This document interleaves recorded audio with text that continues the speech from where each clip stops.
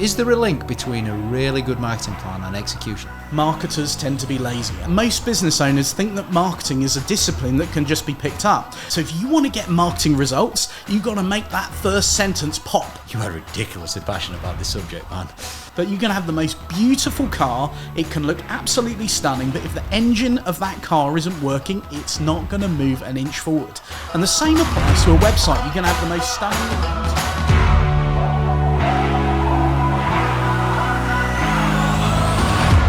Most marketing does not work. Now, that is a phrase that I hear all of the time. And you know what? It's just not very helpful, because you want to know why it doesn't work and you want to know how you can get it working for you. And that's what this session is all about. We've got Steve Pailthorpe. He is an expert in marketing. He's got an agency in marketing. He's just recently been recognized for SEO Agency of the Year. And we're going to learn how you can get your marketing working properly with real results. Let's do this. Steve-o, Mr. Pailthorpe. Right, let's talk marketing, hey? Indeed, let's do it. Right, how's it changed? Well, marketing has really transitioned over the last 10 years, you know, particularly digital. Digital marketing has really been the emergence of how to use your online marketplace to be effective and to grow. And these days, you know, we're dealing with a world where marketers are no longer offline or online. The current marketing generation that we're living in with Gen Zs and millennials only know online marketing. So the new way is digital. But with the transition that's happening at the moment, you know, we are living in the second industrial revolution, which is the AI revolution. Everything is changing because of big data. And if businesses don't understand the power of big data and what that's bringing to the digital landscape, then really we're going to miss the transition that is occurring right now, right at this moment. You're passionate about this, man. For sure, absolutely. I like that. I mean, you're right. I'm going to mention a couple of things that you said there. So what is Gen Z? Well, Gen Z is the generation after millennials. Believe it or not, I think you and me are right on the cusp of the millennial generation. And it's funny because I'm 1980. Yeah, I'm 85, so I don't class myself as a millennial, but I fit in that category of millennials. But the generation that comes after us, of course, is the Gen Zs. And the Gen Z guys, they do life in a different way, and they think differently. My parents' generation have educated us to behave in a certain way, and our generation is now educating our children to behave differently as well. And because of that, these people are thinking differently, they behave differently. Today, it's more about the connection that someone feels with the brand rather than just the value of a product or service. So marketing is all about connection. It's about how you create connections with your prospects, connections with your customers, connections with influencers and other people within your radar, within your ecosystem. I love that. Marketing is all about connections. So let's talk through what to do and what not to do on that subject. So things to do in positively creating connections. Well, you know, the list is endless, but let's start with your digital asset, because that's what people forget. And, you know, in my experience, 80% of all marketing fails because people fail to execute it properly. So when we're looking at a marketing plan, first of all, you've got a plan, go back to your traditional theory, segmentation, targeting, position, plan it out right, but then you must execute your marketing in the right way. These days, there are so many touch points that affect your prospects and your customers. Engaging with each of those channels in the right way is absolutely pivotal for what the world is now calling omni-channel marketing. And so to do omni-channel marketing well, we've got to understand that there are 7 different touch points that feed targeted relevant traffic through to your digital asset. Your digital asset is your website. And to be totally frank with you, James, as I look and I audit people's websites every day of the week, 90% of all websites still make my eyes bleed. You know, so we've got to make sure that our websites actually look good, they position our brand in the right way. And you know, there's so many things we could talk about in that perhaps in a minute with the F principle and conversion tracking studies. But once we've got this website working, we've then got to look at the marketing channels that are feeding the targeted relevant traffic. We've then got to manage and execute campaigns across those 7 different digital mediums flawlessly in order to start getting that traffic. And once we've got the traffic, we need to have the understanding and the insights to know whether that traffic is converting. And that's something that we call in our industry a marketing attribution model. Okay, and that's what I think we should pivot in and talk a bit about a bit later today. All right, I'll make a note of that, the marketing attribution model. I do want to expand on this failure to execute thing, because it's kind of hitting nerve, that is. I'm aware, I see thousands of small businesses marketing, and I see sometimes I see marketing plans, and sometimes I see really. Is there a link between a really good marketing plan and execution? Do you know what? I've seen some of the most beautiful marketing plans that have been presented, and then the actual execution and implementation of that plan has absolutely crippled the whole thing.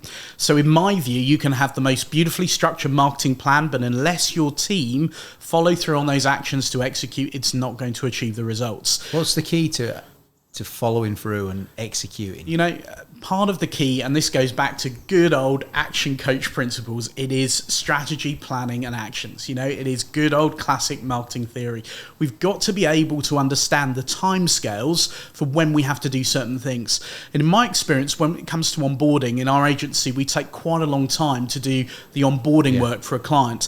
And that's purely because unless the technical engine of the website is working properly, then you can have all of these beautiful campaigns running, but if that website isn't geared to deliver, it's going to fall over. So the thing that I do right at the very start of any marketing engagement is I make sure that we do the due diligence phase to get the technical aspects of a campaign really sorted. And, is that where you think most people get it wrong? They don't put the effort in? Yeah, I think it's not just about effort. I think in most cases, marketers tend to be lazy. And forgive me, if you are watching today and you're a marketer, I'm not saying you're lazy. But most business owners think that marketing is a discipline that can just be picked up. And so what we tend to find is a sales administrator or the teenager in the company who's got some digital savviness to themselves is usually the person that's appointed to do marketing. And the reality is, with these 7 different marketing channels now in place, each one of those marketing channels requires a fundamentally different type of persona to manage them.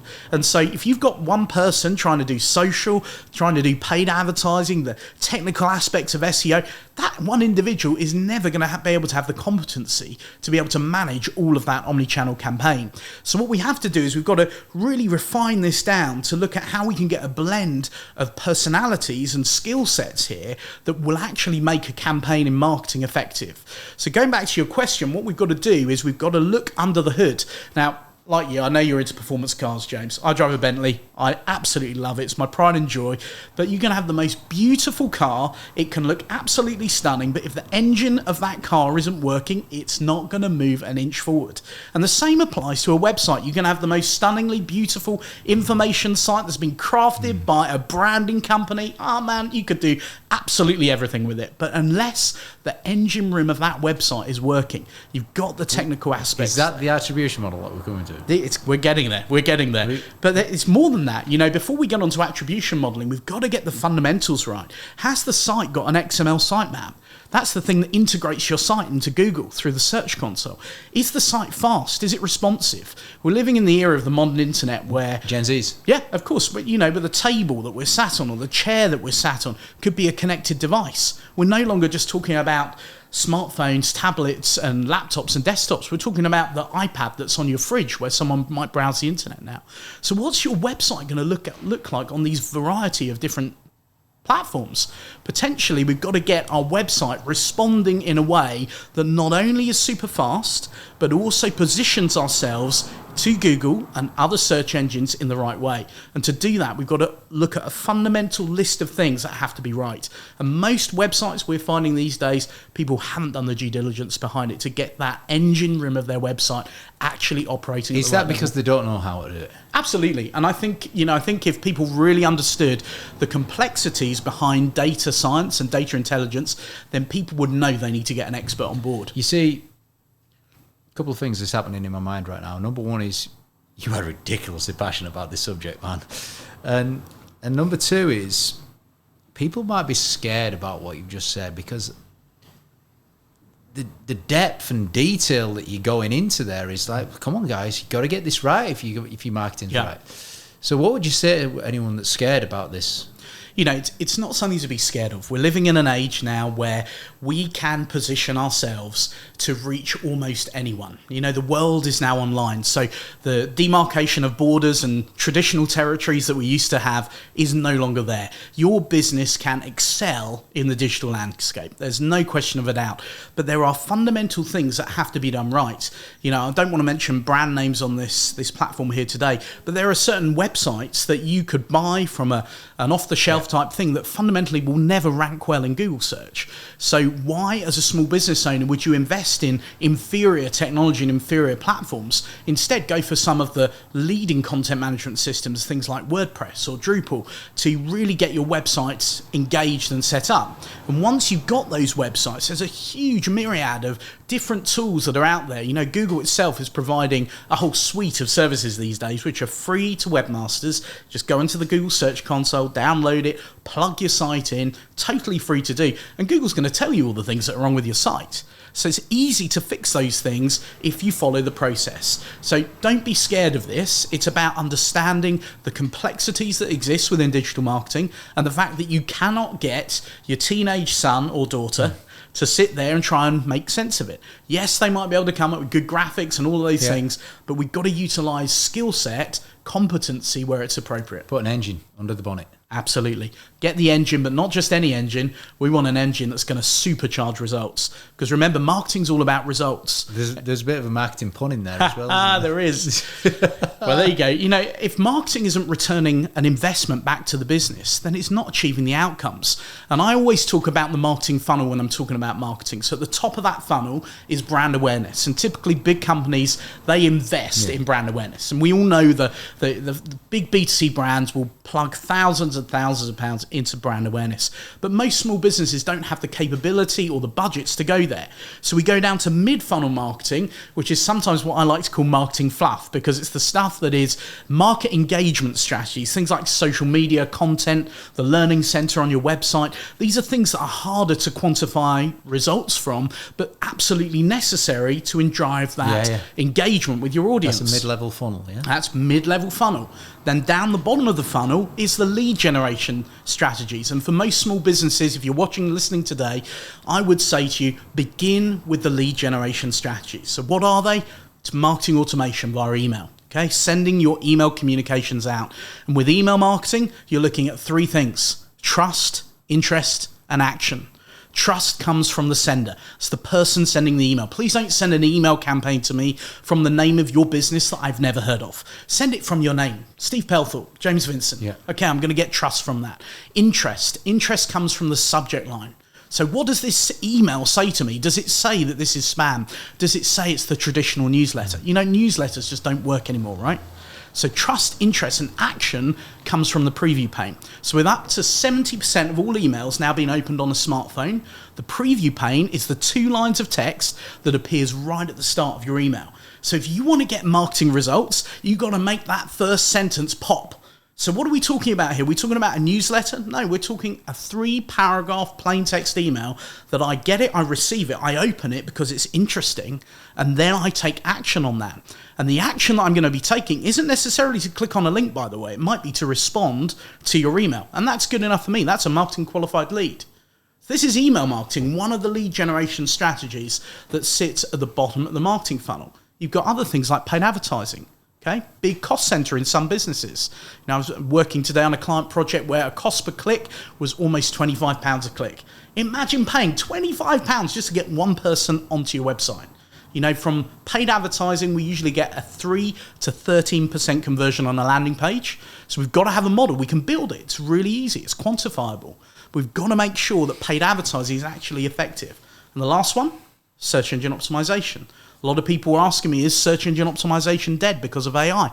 Fundamentally, no. I've got a cup of water here, or had water in it. Your website. We can get you another one if you want. No, I'm good. Your website's like a cup. It's like a container of domain authority. And that domain authority is being passed to you from other websites that link to you. So the more domain authority you've got in your container... Wow. What a great analogy that is, by the way. Absolutely, yeah. The more domain authority you've got in that container, the more your site is going to rank on key phrases. The more key phrases, the more traffic. The more traffic, the more conversions. So unless you're investing in proactive link building to come into your site's never going to rank. And so getting your site found online, it's not about AI in that world. It's about how you can generate the maximum number of quality links that are coming into your site that's going to give you domain authority with Google. So how can you produce content that really hits the mark, that's aligned to keywords that people are searching? And of course, one of the revolutions that's happening at the moment is the whole idea of voice search, right? We're all changing how we're using Alexa, Siri, and the Google Assistant. I've got to be careful, my phone's going to hear me.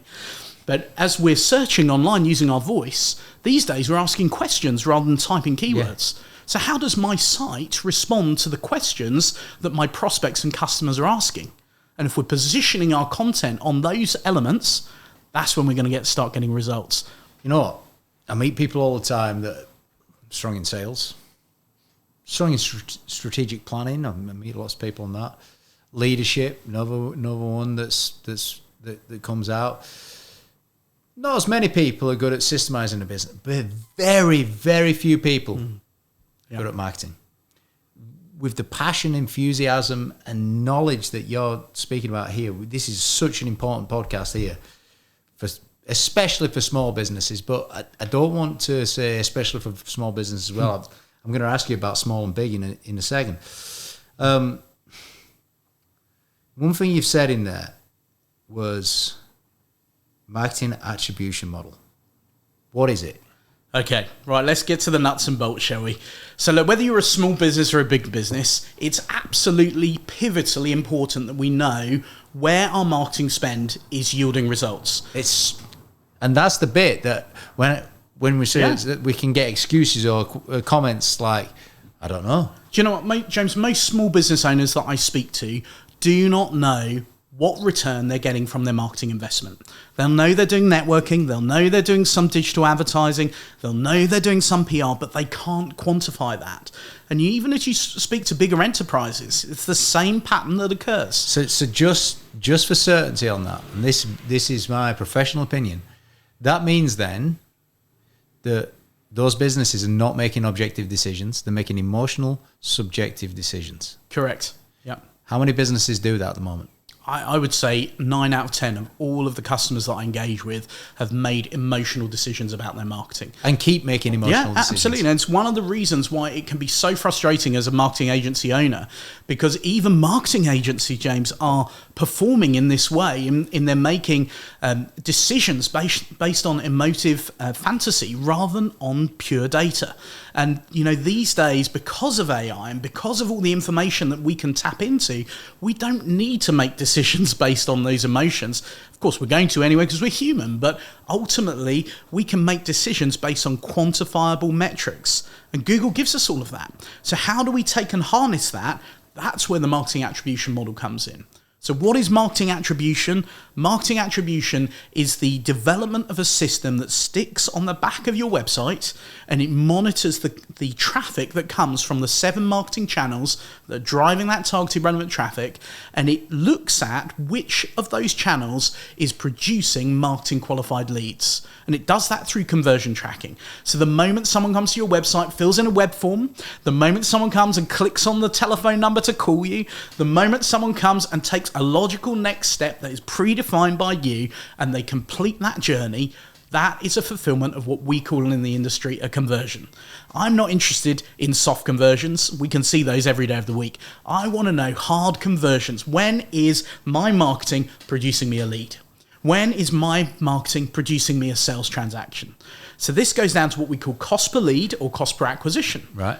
And so if I look at those marketing channels, so the 7 steps marketing chassis that we like to call it, that's things like search, paid ads on Google, which encompasses display marketing and remarketing, paid ads on Meta, content marketing, social media, digital PR, lead tracking, all of those elements sit driving relevant traffic to our site.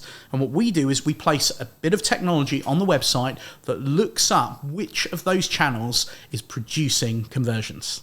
And that's the magic. That's where then it you happens. can make decisions, yeah. I mean, then you can Absolutely. start to scale up. You can start to invest more over there, or tweak this over there. Yeah. Because if I know that each lead, if I'm in B2B, each lead is costing me £100, I'd say, great, well, I want 20 of those this month, please, or I want 200 of them this month.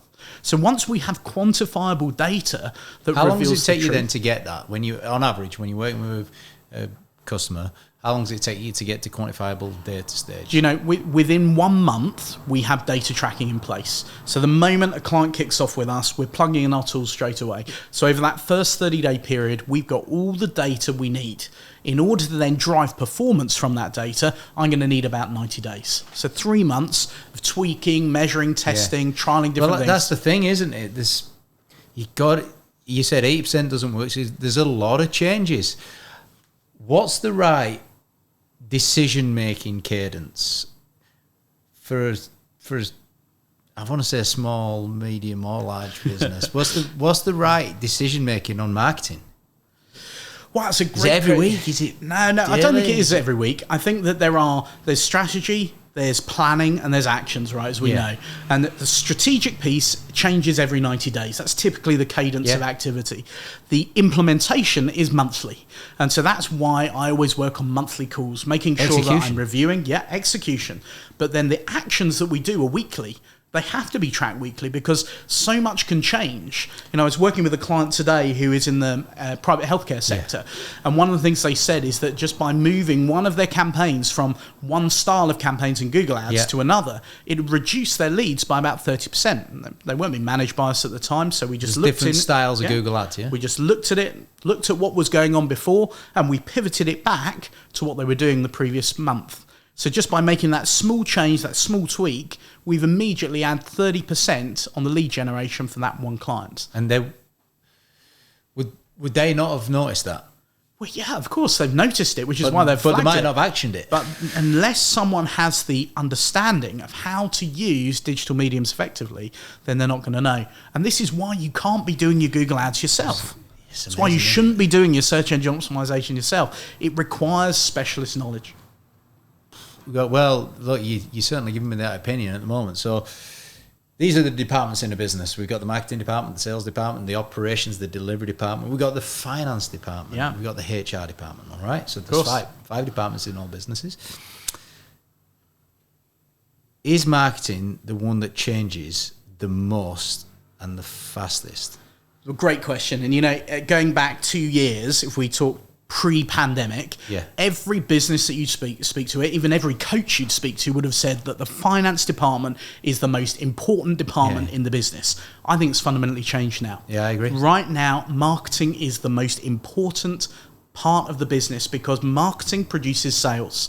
And if we're not evidencing that properly, the business isn't going to get the scale it needs. It's not going to get the growth it needs. It's not going to achieve the results it needs. So in my view, you're absolutely spot on. I think it's pivoted now. Finance, not to say finance is no longer important. Of course it is. But unless we have the marketing operations of the business fine-tuned, tweaked, driving that performance, it's not going to yield the sales that we need. You might have some cognitive bias on that because obviously you're so passionate and enthusiastic about marketing. Of course. Behind the scenes, I do speak to a lot of people, high up in business and coaches, etc. And there's a number of people that would echo that sentiment there. You've mentioned this a number of times now. MQL, marketing qualified leads, sales qualified leads. How does marketing qualify a lead? Great. Well, great question again. So a marketing qualified lead we have to have the lead that fits within some sort of scope. So what's the size of the business? What's the decision-making contact within the business? What's the availability of that business to spend? You know, one of the things I love in terms of definition of marketing is I always say that marketing is all about connections, connections with prospects. In fact, that's where we started today, right? But going on a step from there, marketing, if you wanted to define define what is marketing. Marketing is about creating a flow of valuable customers into the business to make it continually profitable. And what's that about? It's the word value is the thing that I put in there. Marketing's about creating a flow of valuable customers. So going back to marketing qualified leads, we've got to make sure that the people that marketing is bringing into the business are the right quality of opportunity. There's no good me getting a lead, but they've got no capacity to buy. They're the wrong size, the wrong demographic, the wrong industry. We've got to have a set of predefined segmentation targets for that lead. Once we know who that person is, it's very easy for us to then go and target those individuals. So that's a marketing qualified lead. When we transition that from an MQL to an SQL, that's where sales have received the marketing lead. They've confirmed that it is what it said on the tin, that it's the right size, the right demographic, and sales qualify that with an opportunity. We're saying there is an opportunity for this business to buy from us. And the moment that's accepted as a sales qualified opportunity or a sales qualified lead, that's when it goes into the nurture process. And by the way, marketing's role isn't over at that point, James. Why? Marketing's role is to nurture all the way through. Let me tell you a quick story, right? I work with an energy supplier, and you know them very, very well. And one of the errors that their marketing team made was in the nurture cycle. So they passed over an MQL for a large business based up in Edinburgh.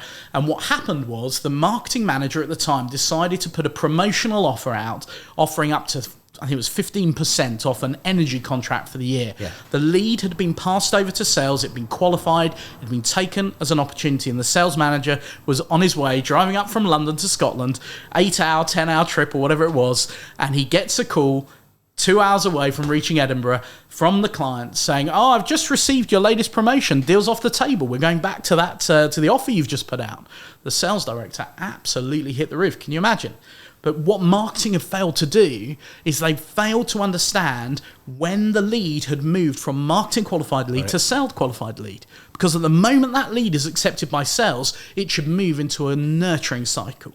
How do we nurture prospects? Content, email, digital media. So, for example, remarketing is a great nurturing strategy. Every time you visit my website, I cookie you with not the cookie that we eat, but a line of code that you automatically accept. We're all familiar with cookies now. Well, do you know what? You say that. 96% of people still accept cookies when they come onto my website.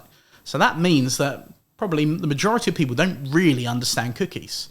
Because when I cookie you, I'm placing a cookie on your device that contains your personal data. And so the moment you accept cookies, I'm pulling in that cookie into my lead tracking marketing attribution model.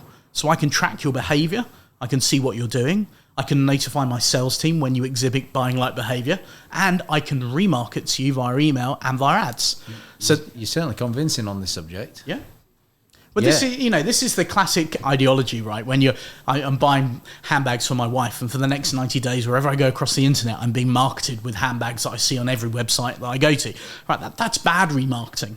But remarketing done in a strategic way is positioning my brand to my prospects during the nurture cycle in a way that's going to get them to come back. And by the way, it's free advertising. I'm only paying if someone clicks on that ad. And by the way, smart marketers always put a telephone number on their remarketing banners, because if someone picks up the phone and calls, I don't pay a penny. Yeah. Very smart. Nice little tricks of the trade. I like that comment. Marketing's job is a flow of valuable customers to make it profitable. Then you went and talked about the nurture process. So how important is it that marketing team communicates with sales team? Oh, it's fundamentally important, you know. There is a disconnect with that. Sometimes you get blame culture, isn't you? An excuse, it's marketing's fault, it's sales' fault. I got you the lead. Do you know the bigger the business gets, the more blame culture exists, because the two sit under two different structures. How do we alleviate that? Well, like in a small to medium-sized enterprise, marketing is a function of sales. That doesn't change in the enterprise. It just means that the CMO becomes the voice of the customer. And so the voice of the consumer is represented in the voice of the CMO. So we have to understand, particularly if you're a larger enterprise listening here and you're a marketing director or a CMO, you are the brand ambassador, the voice of the consumer on the board. So you are representing the board, representing the customer to your board. What the customer feels, what the customer dislikes, what they love, how the brand is positioned to that individual. Fundamentally important. I bet some heads of marketing right now, I think you've just given them a mind shift there. They are the voice of the customer. Yeah, absolutely. Consumer behavior should be their number one priority. In a large enterprise, the CMO is the ambassador for the customer. What about in a small one? In a smaller... Wait, let's just say 5 people. Yeah, sure. And if you're in a small business turning over anything from 500,000 up to 5 million, marketing is still a function of sales. So go back to the marketing funnel, right? The majority of people are investing in different marketing strategies that exist at different points within that funnel. And they're then surprised why they're not getting the return. So small businesses focus at the bottom of the funnel. Email marketing, search engine optimization, paid advertising. Those are the execution channels which are going to produce quantifiable results. So if you're an owner manager or you're a sales director and you're looking to do marketing effectively, focus in on the bottom channels, because that's going to give you the quantifiable ROI that you need. And the larger you get, the more you can start investing in brand persona material that tells a story. I love what Seth Godin says, one of my favorite authors, and he wrote a book called All Marketers Are Liars. And actually the last line of it was crossed out, and it said, all marketers are storytellers, which actually is lovely because if you're listening, I'm not a liar. I'm telling you the truth today. But it is a sense that marketers are all about communicating content. We're communicating the brand story. So how we position things in the marketing world is absolutely pivotal. And so the larger your business grows, the more brand voice it needs to have. And so the more engagement it needs to have with content, with influencers, with people who are showcasing your material. Particularly if you're in B2C, that's fundamentally important. Brad Sugars also says the larger your business grows, the more social responsibility you've got. You know, like Premier League footballer, you know, they send a tweet on... Put a tweet on Twitter. Yeah. They put a tweet out, and if they use one of the wrong words, and because they've got social responsibility. And do you know, I like what Brad says there, but my conviction is it is every single person who's listening to this podcast responsibility, because the way in which we communicate fundamentally takes a shift on society. And Mary Potter's Business Excellence Conference, you were there. You better be a decent human being before anything else. Yeah. I like your response there. Everybody is responsible, James. Yeah. We are. And, you know, I think if we're living in a world where digital media has such a profound impact on society, and you only have to listen to what's coming out in the press, the news, the stories of recession, cost of living. I'm not diminishing any of that because it is a reality in the world we're living in. But the reality is the media have a huge role to play in the way that they communicate things to us. And we as individuals, as business owners, as marketers, as sales professionals, we've got a huge responsibility of what we do with that content. Yeah. So for me, I think it is absolutely pivotal that we take social responsibility for the stuff that we put out. And, you know, if you're putting out stuff that is leading people down the garden path, or if it's not factually correct, please switch it off, because it's just not beneficial. We're living in a consumer era where Gen Zs are just consuming, believing content. We all know that most of the content on the internet is fake. It's fake news, right? And these days with things like ChatGPT and with AI-driven content, the authenticity behind content is actually in decline. So we have to be absolutely pivotally important, centered around the content that's been put out. And that's why amazing. I love podcasts, right? Because podcasts, you're meeting real people, having real conversations, and actually hearing the real news. You're not getting something that is churned out. That's a good point, isn't it? I mean, we're losing authenticity with it. Let's talk AI. Sure. Because you mentioned it in your opening couple of minutes. We're in an AI revolution, I think. We certainly are, yeah. Does that scare people? It does, 100%. Oh, for sure, 100%. AI is absolutely stunningly amazing, but absolutely horrifically terrifying all at the same points. And, you know, you speak to anyone who's in data science and they will tell you it's the biggest evolution in technology that's ever occurred, but they'll also tell you the horror stories of what AI could do. And we hear it in the media. We've got all of these TV shows over the years that have been written about bots taking over the world. And the reality is we look at machine learning that can think in a way and behave in a way that has its own mindset, own ideology, own way of responding. some of the realities of some of this fiction could actually become fact in the future. So right now, if we look at content as a means, I went on the other day and I was listening to one of my favorite artists, and I said, write a song impersonating this person with the subject line of this, and it wrote me this beautiful poem. And I then went back into another AI tool and said, here's my script for my song, here's my lyrics, generate me a beat, and it did. And I said, generate me some lyrics, and within about 5 minutes I had a fully functioning song. I was working on a client project the other day, and this is a tool I've actually shown you. It's called Synthesia. And you go on there and you can have an AI video created that is a bot that speaks with whatever language you want to give them. You plug the script in, they move around, they talk with you, they animate. And if you weren't 100% on the ball, then you would believe it. So, AI can do some amazing stuff. But let's be really clear, right?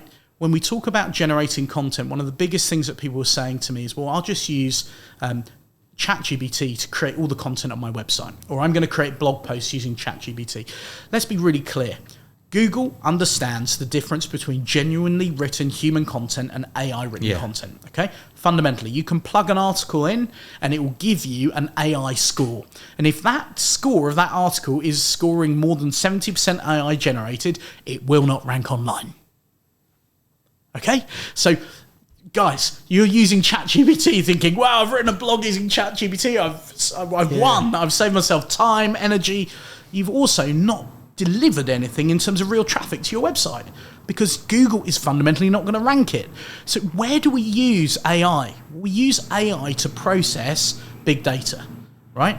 So if we're getting traffic trends or if we're getting insights, Google 360, the most powerful web analytics platform in the world, is generating an open API of all of its data.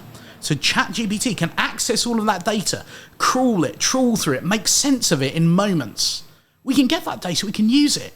But when it comes to actually generating content, we've then got to be a little bit smarter. So the prompts that we start to use when we're engaging with AI need to be focused around what are the 10 best blog subject lines in this particular industry. Make them more clickbait. Make them more engaging to align to this client persona. ChatGPT comes up with your list of blog titles. Stop there. Don't get it to write the content. Actually then think about it. Think about what the things that you're going to include in it. Now, you could ask it to generate you the headings for it. Fine. Don't use those headings, but use it as thought process to then funnel into what you're going to write. Well, at least 30% change it, you know what you're saying. But it can get you going, can't it? It can, and absolutely, this is where small businesses can really harness the quick power of AI. But be careful, because the more you use and rely on AI, the more you are actually crafting copy that's not going to align around your consumer behavior. We're all emotional beings. We're all human. We all react differently. ChatGPT is becoming more emotive in its style. I think it's quite reassuring, actually, that Google's doing that. Yeah. Do you know why? Because it was making people redundant, wasn't it? It was like, it was killing people. I still think it is. I mean, these days, you can generate contracts of employment using OpenAI. You can do a whole range of different things that are people's jobs, ultimately. And so do I think that we should abandon AI? Absolutely not. I'm a huge advocate that AI is here to stay. And if you go back to the Industrial Revolution, where they started putting steam technology into factories and then realized actually they needed to fundamentally shift the factory and rebuild it, the same's happening right now. AI is here to stay, guys. So the more we embrace it and the more we learn from it, the more we partner with it to generate things within our ecosystem that can drive performance and drive change, then we're going to be winning. So how can AI help, right? AI can process big data. Data is the biggest error that businesses make. They don't understand it. They haven't invested the time to gather it. So when I'm talking about data here, I'm talking from a marketing perspective about sessions, about conversions, about the numbers of traffic and sessions coming to your site. All of that data could be huge potentially. So we can utilize AI to harness that and then make recommendations on how we can refine our data, our website content to align to the things that people are searching for. The more we align our content around those things, the more we're actually going to generate real results. And that's where AI can really help small businesses. Look, you've got me thinking here. And look, I know that you're a marketing agency. You're recognised. You're very proudly doing so. I just want you to just put that to the side for a second, and let's just think about business. Because as you're speaking, I'm thinking, do you have to hire a big team? Do you outsource? Just take your own business out of this for a second. Sure. I mean, where do people go with this? I mean, great question. So look, when I started out, I was Fred in the shed. Yeah. One-man team, and I started as a marketing consultant. I made myself redundant from the company I was working with. This was 11 years ago now, and I worked in my back bedroom, and I thought if I could just have a nice quiet life and get paid the same I was doing when I was in corporate, everything would be fine. Very, very quickly realised I was going to have to scale up and bring in staff and all those things. So, in those early days, the thing that I needed to do as a small business owner was to focus on my core competencies. Yes. And when in business, that's what we do. If you're an owner manager, you're focusing on what's your skill set. Anything that exists outside of that core competency needs to be outsourced, because the more you can bring in expertise that are going to drive performance. What's the advantage of outsourcing it versus hiring? A great question again. But remember, when you're hiring one individual. And that one individual might be the most sassy, super social media designer. That person's going to do a wonderful job at your tweets and your Instagram feed, but they're not going to have a clue about managing your website, your content, your data. So this is the problem we have. We're in a marketing world where everything now aligns around a digital asset with 7 marketing channels. One person can't do everything. Well, look, we said it earlier on.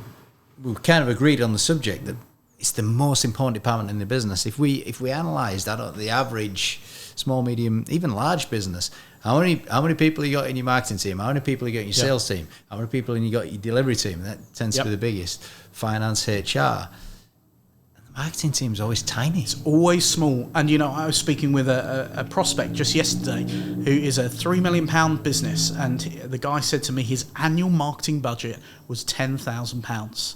I looked at the guy, sales director with a huge sales team, and I said, "What? Your entire annual marketing budget is 10 grand?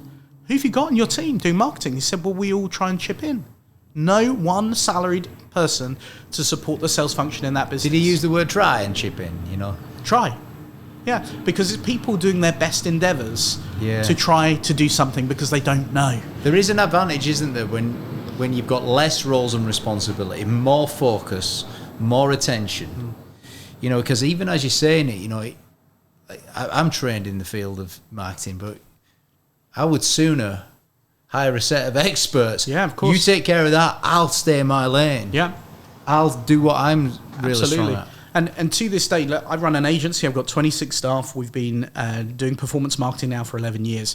There are still aspects of marketing that I don't have the capability to do in-house. And so I will get specific experts into my business who are specialists in those areas. Of course, the 7 marketing channels, I employ subject matter experts to do that within my business. So the difference between perhaps our agency and another is that we're not just giving you an account manager who does it all. That's the same as recruiting someone, right? You've got one person trying to work the best on that thing, but they haven't got the capacity, or more importantly, the capability to manage those channels. Holistically. Absolutely. So you've got to bring together a blend of these 7 different digital disciplines, people who have those specific knowledge, who can collaborate together on a project that's going to drive meaningful results. And in a small business, turning over anything from $500,000 to $5 million, there is no way you're going to have enough capital to salary those individuals in the business. And hey, James, I've worked with the world's largest global recruitment company. They've got 9 brands, and they operate in 37 countries. And each one of those 9 brands is a multi-million-pound company across the world. So you can imagine the scale of that operation. Their UK team, which actually operates like an internal agency for the entire group, they still outsource their SEO and their paid ads management to us as an agency. And the reason they do that is because they know they don't have the technical skill set in-house. Can you imagine that? Huge internal agency for a global corporation, the largest recruitment company in the world. They have to outsource. So is outsourcing the thing you should do? Yeah, for sure it is. Do you know what? Big law firms do exactly the same. Yeah. You lean on experts. Absolutely. Yeah. I don't think enough of that exists actually in marketing. We are in a marketing revolution. an AI revolution, like you said. Gen Z, millennials. What happens if you're not a Gen Z or a millennial? There's people listening to this right now. You know, let's give them some confidence for a second. Well, if you've listened this far and managed to absorb all of the digital lingo, you're doing a great job. How do you keep up with your learning, by the way? Yeah, great question. So I've implemented something in our business which we call Fun Fridays, which basically is the idea that we gather our team together for our own research and development every Friday.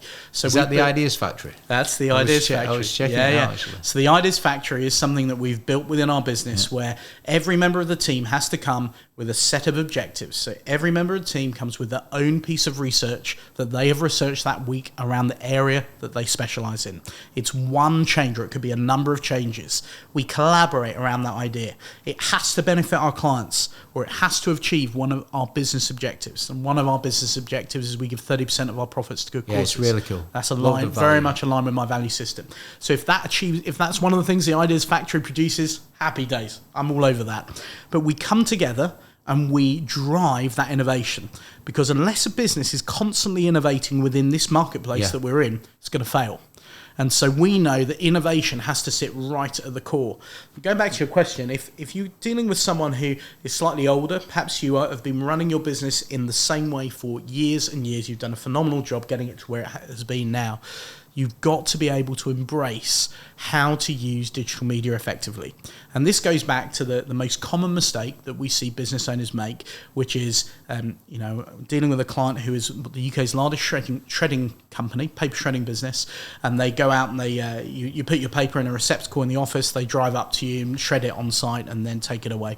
Fantastic company, but run by 4 guys who are all in their 50s and 60s, and they wouldn't mind me saying, but they're digital Luddites. They're not really engaged with how to do digital marketing. They started out when they thought that they were going to outsource. They thought, right, who in our family knows how to do digital marketing? One of them has a daughter, so they brought her in and said, right, you try and build a WordPress site. And another one said, you're good at social media. So had all these teenagers running around them trying to craft campaigns for them. Fundamentally wasn't achieving anything, it wasn't being executed.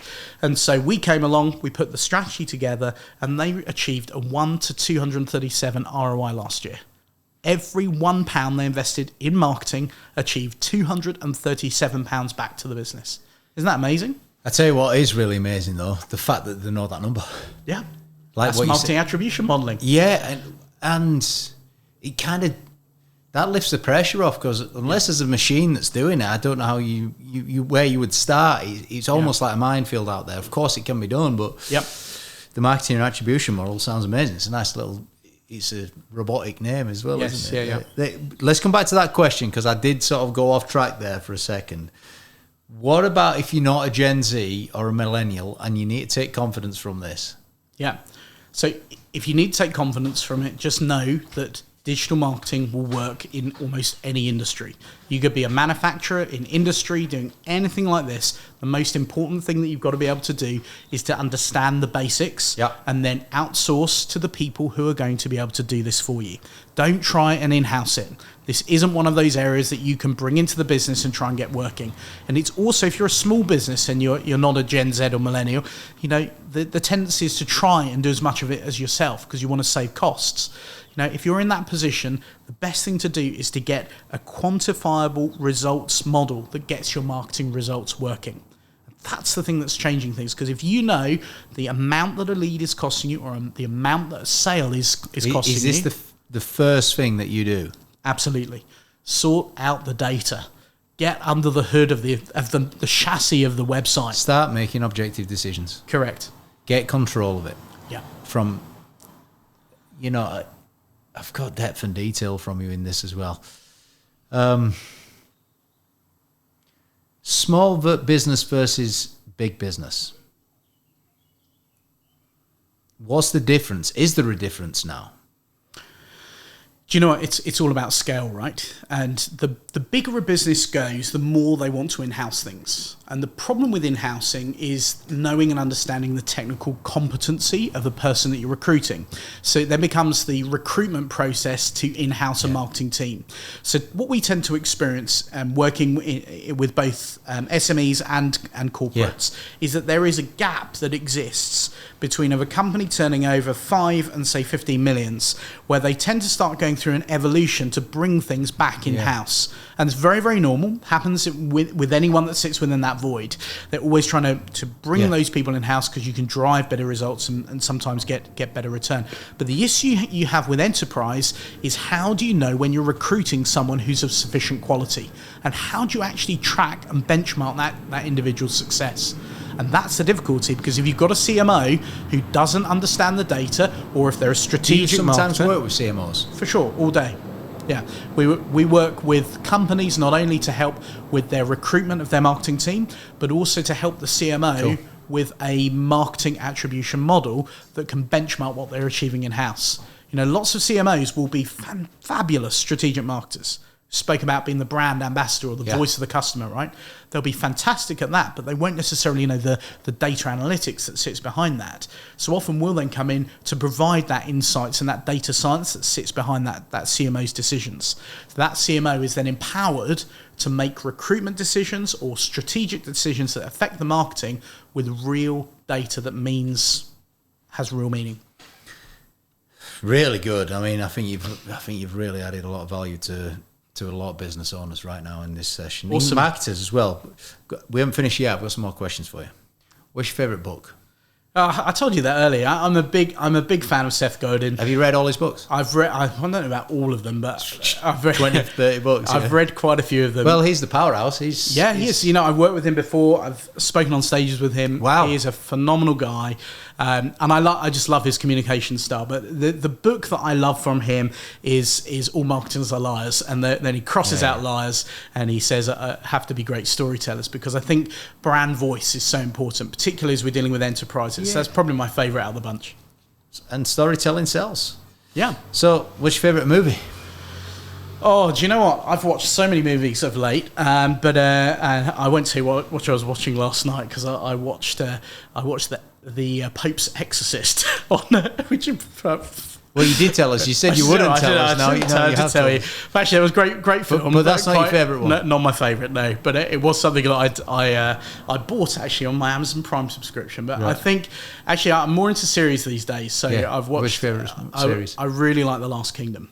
So I've watched all of that. Oh, you haven't? Oh, you'd love it. If you're into that sort of Viking thing, I love the history behind it, but I also love the links into some of the Scandinavian offshore stuff. I'm big into Scandinavia, travel over there at least 10 times a year, and love the Danes culture. And the Norwegians very much. So yeah, it really aligns with my history as well. What's your favourite music? Oh, I'm a musician, so I play 8 instruments. You probably didn't know that, did you? I knew you played instruments. But I classically trained as a pianist and as a drummer. So I went to Trinity College in London. I studied about 80 different... Is there anything that you can't do, Steve? Quite a few things, yeah. No, don't get that big-headed. But if you want to learn how to play the triangle properly, I could teach you. The triangle? The triangle, yeah. You don't just hit it. There's techniques to how you get the sounds out of it. But so yeah, my music choice is really eclectic. I listen from everything to Chris Brown at one end of the spectrum with the R&B, all the way through to classical stuff. What's your favourite instrument to play? I don't have one. I love playing the drums. So I used to be a session drummer when I was growing up, and that was one of the things I loved doing in university days. These days, I drum at church, and that's about the extent of it.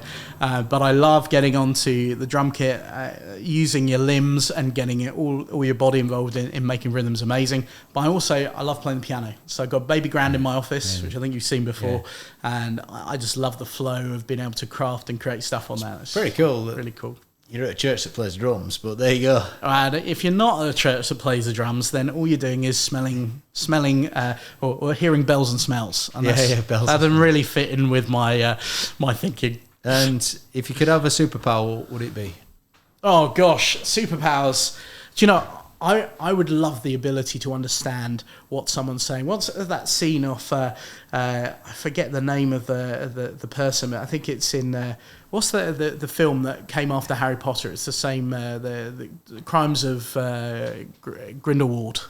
Yeah, it sounds about right. Yeah. There's one of the scenes in there where this woman's there and she can hear the voice in someone's head when she's talking to them. Can hear the thoughts. The thoughts. That's it. If I could understand the thoughts of someone when it's coming through, I think that'd be my superpower. Yeah, it would. That'd be cool. Well, pretty cool, wouldn't that's it? the ultimate influencer, isn't it? It is, yeah. That's people. ultimate marketing in a snapshot. No wonder you chose that. Favourite holiday destination? You're going to Italy tomorrow as well. I am, yeah. I've been all over the world. One of the things I do in my spare time is I'm a travelling pastor, so I travel all over the world speaking for different conferences as well as the digital marketing side of things. So I love Scandinavia. Copenhagen's my favourite city in the world. Right.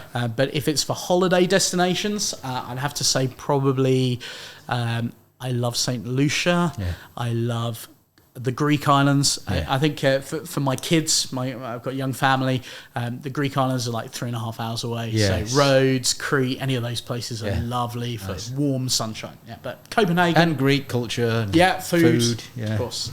But best city in the world, Copenhagen, every time. Yeah, beautiful place. Are you an early bird or night owl? I am definitely not an early bird. I don't get up before 8 a.m. every morning. So we talk about... sometimes when I say... Yeah, you say, can we do an 8 o'clock call? And I'm like, James, that doesn't fit in with my rituals. Early on in my business life, I did business breakfasts, right? Yeah. I'm sure everyone who's listening to this has done a business breakfast. About 3 years into doing every business breakfast networking thing I could muster, not only was I putting on weight, but I realised that I was just fundamentally tired all day long, and I could just never bring myself back from the 6 a.m. start. So I just said, okay, when am I at my most optimum, most effective? And I found that I'm my most effective around 2 o'clock in the afternoon and then about 8 o'clock at night. So for me, I don't get up before 8 in the morning. I get myself ready for the start of the day and I hit the road running at 9. I finish at 5:30 to do the bath time with the kids, and then I go back for an hour usually, around 8 o'clock, and I can work into the night, yeah. Beautiful. And if you could have one day in someone else's life, who would you choose? Oh man, what a hard question. Okay, so... one of my favourite bands out there is a band called Toto, and probably most Africa. people... Yeah, Africa. Hold the line, down. You got it going, bro. Always on time. Yeah, Keep going. Oh, no. Ooh. Yeah, so I love Toto. So, and I also like Peter Gabriel and Genesis and those guys as well. So I think if I was going back to my music days, I'd love to probably be around Phil Collins or any of those guys in Toto. That was Steve Lukather, a guitarist from Toto, and one of the early Michael Jackson albums was actually the band from Toto that were just performing for Michael Jackson. And I just think the musicianship, the quality of what they put together, combined with the way in which they just vibe together, was absolutely phenomenal. And I haven't really heard many bands in the modern era that are doing that, and that's probably shown my age because, for a 30-something-year-old, there aren't many of us that listen to Toto. But as a muso, I absolutely love them. Yeah, a really good answer. Really good answer. So, who've been the 3 biggest trusted advisors in your life? Wow, what a question. Look, I think everyone would go back and say their parents. My dad was probably my biggest confidant, biggest advisor in my life. Why? What did you get from him?